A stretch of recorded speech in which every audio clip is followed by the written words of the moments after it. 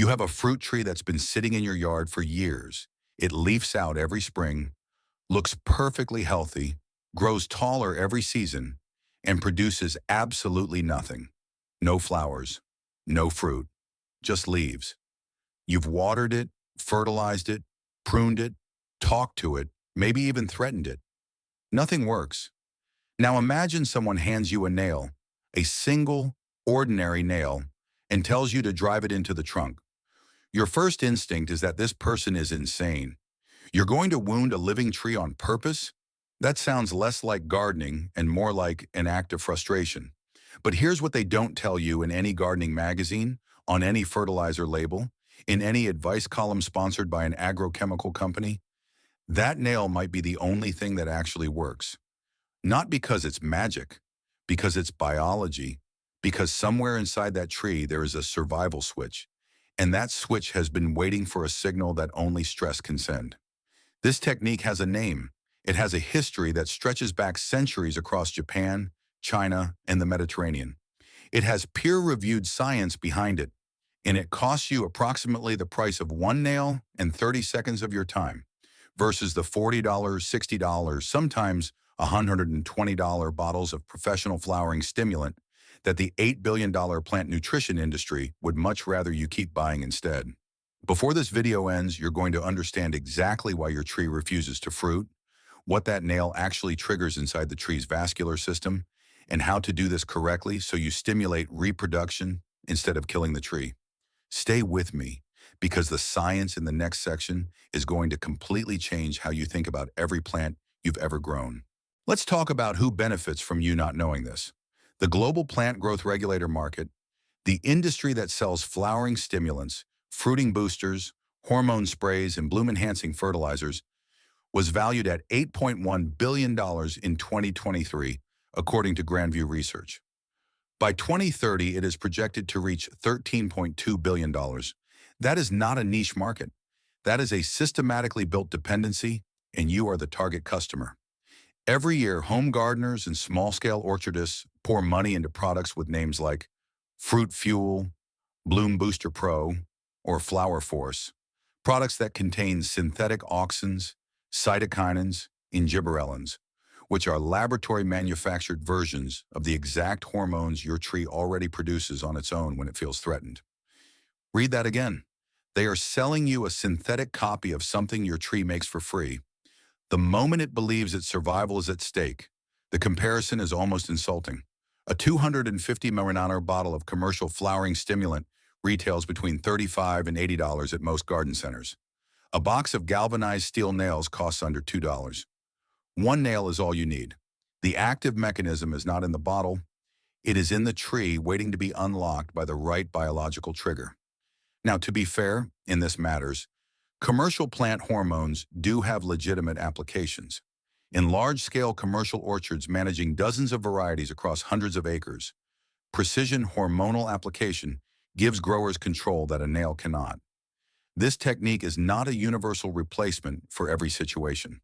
There are tree species, soil conditions, and growth stages where mechanical stress intervention is inappropriate or ineffective. And we will get to exactly those limitations before this video is over. But for the average person with one stubborn fruit tree in their backyard, the $8.1 billion industry has very little interest in telling you that the answer might already be sitting in your toolbox.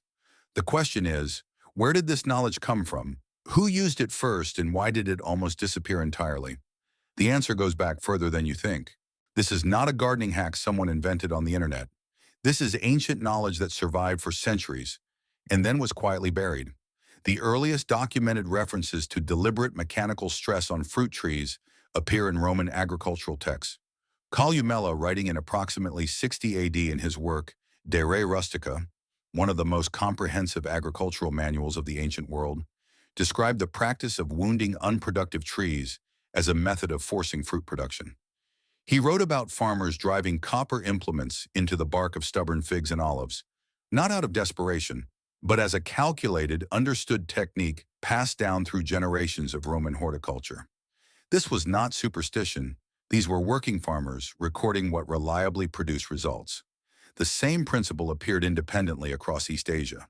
In traditional Japanese orcharding, a practice called kankoku involved controlled wounding of trunk tissue in trees that had grown vegetatively dominant, meaning trees that kept pushing energy into wood and leaf growth rather than reproduction. Chinese agricultural manuscripts from the Song dynasty, roughly 960 to 1279 AD, reference scoring and piercing of fruit tree bark to redirect the tree's vital energy, a concept framed in the language of traditional medicine, but describing a biological reality that modern plant physiology has since confirmed with precise molecular detail. For nearly 2,000 years, this knowledge lived in the hands of farmers.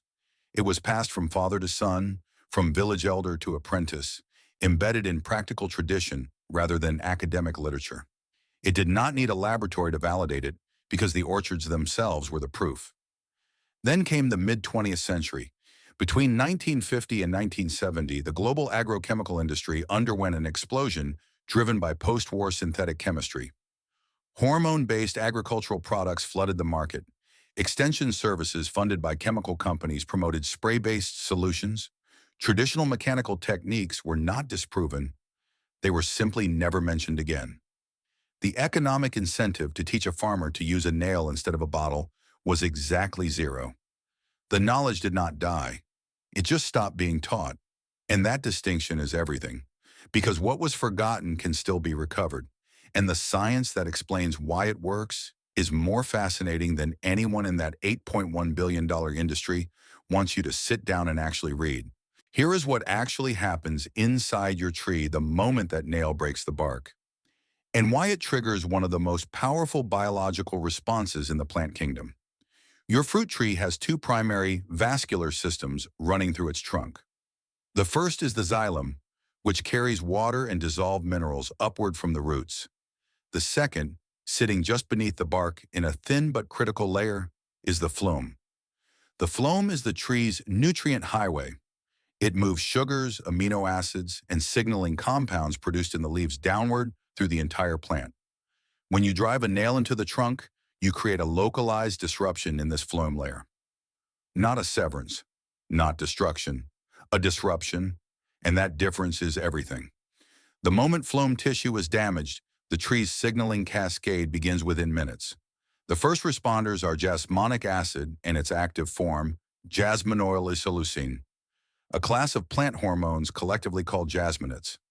Research published in the journal Plant Cell and Environment has documented jasmonate synthesis beginning within 30 to 60 minutes of mechanical wounding in woody plant species. Jasmonates are the tree's internal alarm system. Their primary function is stress coordination.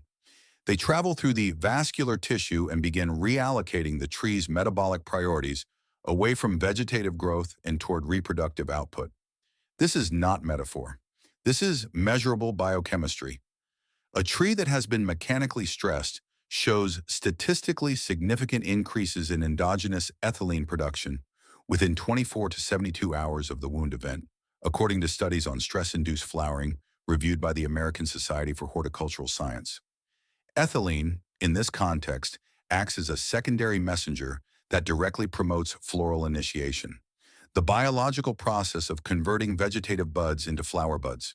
The tree is not confused. It is executing a genetically programmed survival protocol that evolution has refined over millions of years. When the organism detects structural damage that threatens its continuity, it accelerates reproduction before the threat can worsen. The underlying logic is brutally elegant. A tree that believes it may die has one biological imperative: produce seeds before it does. Flowers become fruit. Fruit contains seeds. Seeds carry the genetic legacy forward. The nail does not trick the tree into doing something unnatural. It activates a pathway that was always there, waiting for the right signal. You are not forcing the tree. You are speaking to it in the only language its nervous system understands, the language of survival pressure. There is a secondary mechanism worth understanding. When phloem flow is partially interrupted at the wound site, sugars produced in the canopy begin to accumulate above the disruption point rather than flowing freely downward. This local sugar accumulation is itself a flowering trigger. Research from Wageningen University in the Netherlands, published in 2018, demonstrated that elevated soluble sugar concentrations in shoot tissue directly upregulate the expression of phlorogen, specifically the FT protein, which is the primary mobile flowering signal in most angiosperm species, including all common temperate fruit trees. In plain language, the nail creates a traffic jam of sugars, and that sugar accumulation chemically tells the tree it is time to flower. Two independent mechanisms. One nail, the jasminate stress cascade, and the sugar accumulation pathway converge on the same biological outcome. Floral initiation in a tree that had been stubbornly vegetative. This is why farmers across 2,000 years and multiple continents independently arrived at the same technique without ever speaking to each other. The biology was always consistent. Only the explanation was missing. And the explanation, as you are about to see, comes with specific conditions, because this technique has real boundaries. And understanding those boundaries is what separates someone who uses this correctly from someone who kills their tree trying. Before you pick up that hammer, there is something this video owes you. The part most forbidden knowledge content deliberately skips because it makes the technique sound less miraculous than the thumbnail promised. This method has limits, real ones. Mechanical stress induction works most reliably on temperate palm and stone fruits: apples, pears, quinces, plums, cherries, and peaches. These species have deeply conserved jasminate stress-to-flowering pathways that respond predictably to phloem disruption.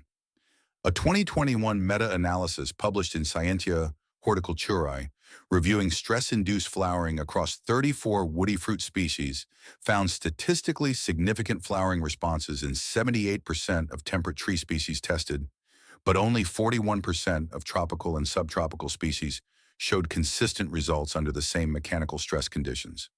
If you are working with mango, avocado, or citrus, the nail technique is far less reliable and potentially more harmful because these species have different vascular architectures and hormonal flowering triggers that respond better to temperature differential and photoperiod manipulation than to mechanical wounding. There is also an age and health consideration that matters enormously. This technique is designed for mature, healthy trees that are vegetatively dominant, meaning trees that are growing vigorously but refusing to flower despite having reached reproductive maturity, which for most apple varieties is between 3 and 8 years from grafting, according to the University of Minnesota Extension's Orchard Management Guidelines.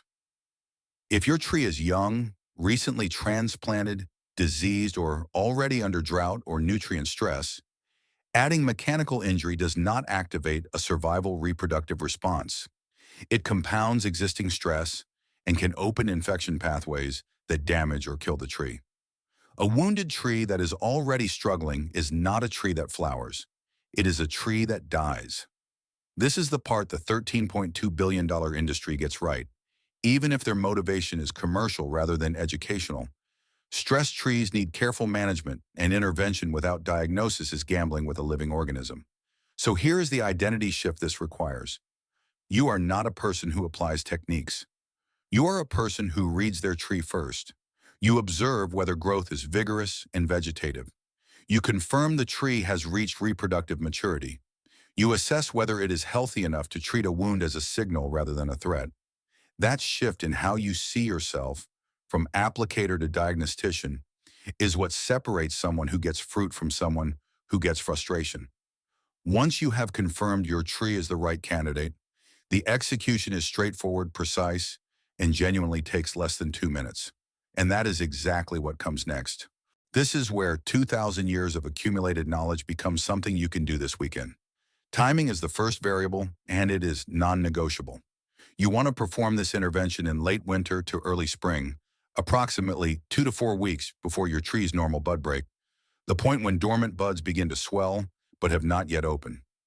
In most temperate northern hemisphere climates, this window falls between late February and early April, depending on your specific variety and local conditions. The University of California Cooperative Extension's Orchard Management Calendar identifies this pre-bud break window as the period of highest hormonal sensitivity in deciduous fruit trees, meaning the jasminate and ethylene cascades you are triggering will have maximum influence over whether forming buds differentiate into flower buds or continue as vegetative shoots. The nail itself matters more than most people assume.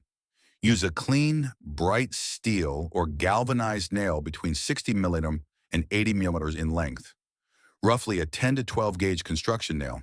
Before anything touches your tree, sterilize the nail completely. Wipe it down with 70% isopropyl alcohol and allow it to air dry for 2 minutes. This step is not optional. An unsterilized nail introduces fungal spores and bacterial pathogens directly into living vascular tissue, and fire blight alone, caused by Erwinia amylivora, can devastate an apple or pear tree within a single season. 30 seconds of sterilization protects years of growth. Choose your insertion point on the main trunk or a primary scaffold branch, positioned at approximately 30 to 45 centimeters above the soil line. Avoid existing wounds, pruning scars, or any tissue that shows discoloration. Drive the nail at a slight downward angle, approximately 15 degrees below horizontal, to a depth of roughly 2/3 of the nail's length. You are targeting the phloem layer just beneath the bark without driving through the entire trunk. One nail on a trunk with a diameter under 15 centimeters is sufficient. For larger, more established trunks above 20 centimeters in diameter, 2 nails placed on opposite sides of the trunk, 10 centimeters apart, creates a more complete phloem disruption without overstressing the tree. Leave the nail in place. Do not remove it. The tree will begin compartmentalizing the wound within days through a process called coat it.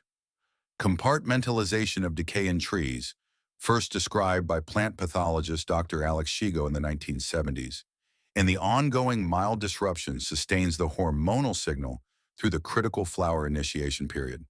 Within 3 to 6 weeks of bud break, you should see a measurable difference in bud development. Within one full growing season, a tree that has spent years producing nothing but leaves will show you what it was always capable of. Stop. You just learned something that a multi-billion-dollar industry spent decades making sure stayed buried in old Latin agricultural texts and forgotten Japanese orcharding traditions. Not because it is dangerous, because it is free. A single nail. 2 minutes of your time. The activation of a biological pathway that evolution spent millions of years building into every fruit tree on this planet. That is what they do not want you to know. Because every fruit tree you fix with a nail is one less customer buying a $60 bottle of synthetic hormones from a $13.2 billion market that runs entirely on your dependency. So if this video reached you, do not let it stop here. Share it with one person who has a stubborn fruit tree sitting in their yard going nowhere. Not because you want to help this channel, but because spreading this information is a small act of resistance against an industry that profits from keeping growers dependent, confused, and reaching for their wallets instead of their toolboxes. Subscribe not as a gesture of support, but as a commitment to keep receiving knowledge that was never supposed to reach you this easily. And in the next video, we go deeper. There is another technique, even older than this one, that Japanese farmers use to double fruit size without a single gram of fertilizer. The industry really does not want you to see that one.